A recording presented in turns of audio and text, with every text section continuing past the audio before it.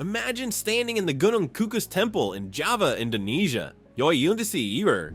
Around you, people are preparing for a ritual that seems to contradict everything you know about Indonesian culture. What's happening here? Why are these women seeking intimacy with strangers? And how does this fit into Indonesia's complex cultural landscape? Let us discuss the legal system in Indonesia, where an intriguing paradox is created by the unexpected collision of modern and traditional law. The administration of this country in Southeast Asia is strongly opposed to cohabitation and intimate relationships before marriage. Did you know that having an affair while married might land you in jail for a year? Surprisingly, cohabiting unmarried couples could spend as much as 6 months in prison. These severe rules, which are not just in the books but are getting stricter all the time, are a reflection of Indonesia's conservative ideals. Recently, the Indonesian parliament established a new rule that forbids unmarried couples from living together. This law demonstrates a strong commitment to maintaining conventional moral standards, even though it won't go into force for 3 years to give regulations time to be put in place. There are places where the situation is far worse, such as Aceh. Sharia law is in effect here, and public caning is allowed for transgressions, including adultery and homosexual activity. This demonstrates the exceedingly rigid moral code that exists in some regions of the nation. This is when the exciting part starts. The intimate festival at Gunung Kukus Temple goes on despite these severe legal prohibitions. This begs the puzzling question of how Indonesia's legal system can tolerate a conduct that seems so incompatible with it.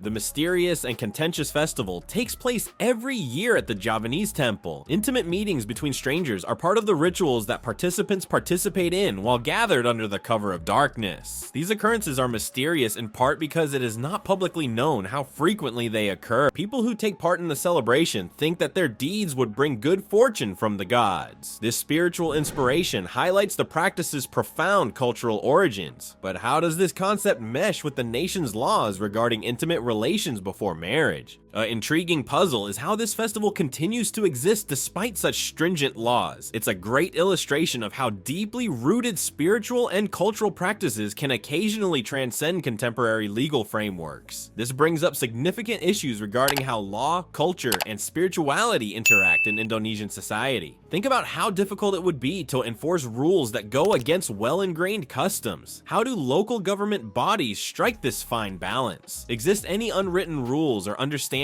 that permit the event to go on even though it seems to be against the law? This festival's existence also highlights the complexity of Indonesian culture. It serves as a reminder that no culture is static and that seemingly incompatible elements can coexist, often in unexpected ways. This intricacy calls into question our assumptions and entices us to learn more about Indonesia's rich cultural heritage. We must investigate the spiritual significance and cultural background of the intimate event at Gunung Kukus Temple in order to fully comprehend it. This unusual ritual has its roots in beliefs about good fortune and supernatural favors, and it goes beyond simple physical interactions. The festival goers, who are mostly entrepreneurs, think that partaking in these private rites will bring them wealth and success in their endeavors. It's an amazing illustration of how spiritual views can emerge in unexpected ways, upending our assumptions about morality and religion. However, in order to truly understand this behavior, we must pan out and examine Indonesian society as a whole. You may be surprised to learn that there are more than 300 different ethnic groups in Indonesia, each with unique traditions and customs. This remarkable diversity adds to a rich tapestry of cultural traditions that, to outsiders, may occasionally appear inconsistent or unexpected. The Intimacy Festival is but one element of this intricate cultural tapestry. Let's examine another distinctive Indonesian custom, the Yad Kasada Festival. To put it in perspective, this festival is held close to East Java's Mount Bromo, an active volcano. Offerings made by festival goers to the volcano god Bromo are a manifestation of both appreciation for the might of nature and antiquated beliefs. Similar to the intimate ceremony at Gunung Kukus Temple, the Yad Kasada Festival demonstrates how deeply held spiritual traditions frequently transcend contemporary legal frameworks. These customs have endured for many generations, transmitting age-old knowledge and re-establishing relationships between communities and their ancestry. These customs make up a colorful mosaic of Indonesian culture, each of which reveals a distinct aspect of the lives of those who follow it. These rituals, which range from the complex funeral rites of Toraja to the beautiful batik designs of Java, represent the various ways Indonesians express their spirituality, values, values, and relationship to the land. Even though it may be more contentious than other customs, the Intimacy Festival at Gunung Kukus Temple is a part of this larger cultural setting. It serves as a reminder that there are many different kinds of spiritual beliefs, and that things that might seem strange or even wrong in one culture can have profound value in another. Interesting problems concerning the nature of spirituality and its place in society are brought up by this range of activities. How can these antiquated customs blend into Indonesia's contemporary lifestyle? What do they have to teach us about the enduring force of ritual and belief? It's critical that we approach these traditions with an open mind and a readiness to comprehend their cultural importance as we think through these issues. Like many other Indonesian customs, the Intimacy Festival is a reflection of the intricate relationship that exists between spirituality, community, and personal goals. These customs have strong cultural roots because they continue to be followed in spite of legal constraints and shifting social norms. It illustrates how spiritual beliefs can frequently transcend current legal frameworks and exist in a sort of parallel universe where traditional wisdom and modern life collide.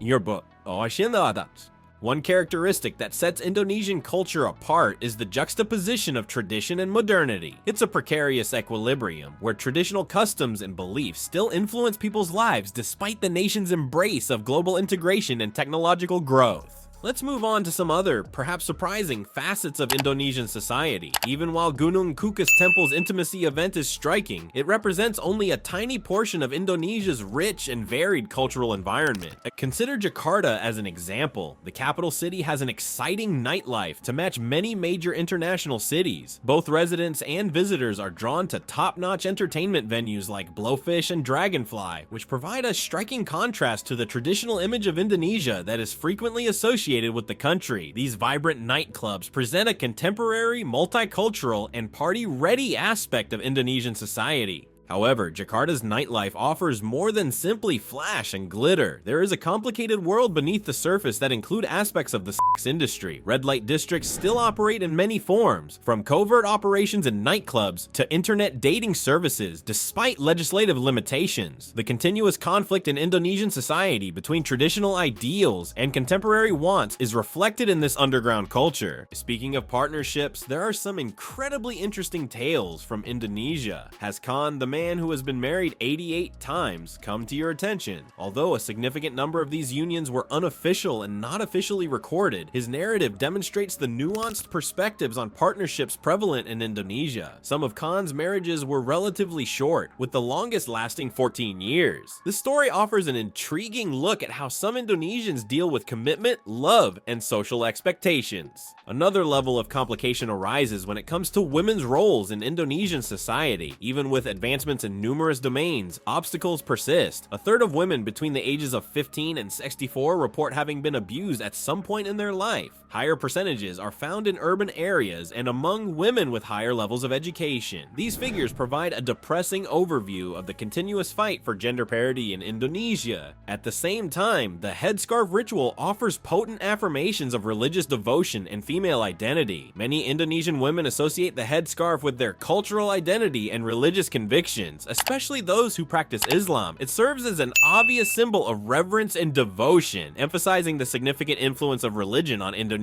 society. However, Indonesia is more than just its people and traditions. The natural beauties of the nation are similarly breathtaking. Did you know that there are more than 400 active volcanoes in Indonesia? As a result, Indonesia has the world's highest density of volcanoes. In addition to sculpting the actual terrain, these flaming behemoths have an impact on regional customs, tourism, and culture. Not to be overlooked is Indonesia's distinctive fauna. The world's largest flower, Rafflesia arnoldi, is one of the nation's many amazing species. This amazing plant may weigh up to 11 kilograms and attracts bees with a pungent smell like decaying flesh. It's the ideal illustration of how Indonesian nature can be both exquisite and strange. As we've seen, Indonesia is a surprising and diverse country. Our cultural and moral beliefs are challenged in unexpected ways by the Intimacy Festival held at Gunung Kukus Kukus Temple. It serves as a sobering reminder that there is significantly more complexity in the world than we realize. Such behaviors make us face our own prejudices and presumptions about what constitutes normal or acceptable behavior in other communities. For some people, something that appears startling or taboo may have significant significance. For this reason, it's critical to comprehend cultural settings before making assumptions about unusual behaviors. Think about how Indonesia's severe rules against premarital intimacy interact with the Intimacy Festival. This seeming paradox draws attention to how Indonesian society is shaped by a complex interplay between tradition and modernity. It involves a complicated interweaving of antiquated beliefs, contemporary government, and changing social standards rather than a straightforward example of old versus new. Over 300 different ethnic groups make up Indonesia's vastly diverse cultural environment, each bringing with them their own traditions and customs.